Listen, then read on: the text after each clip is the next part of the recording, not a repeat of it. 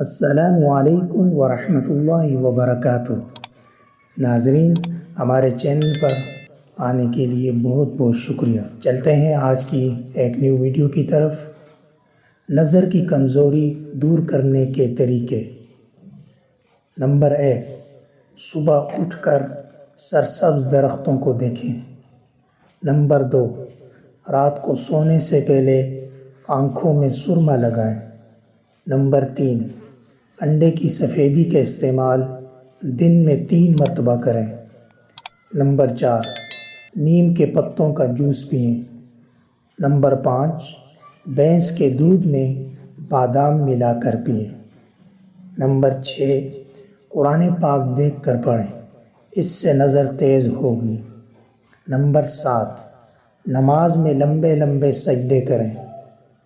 Number 8، رات کو مسواک کر کے سوئیں، اس سے بھی نظر تیز ہوتی ہے۔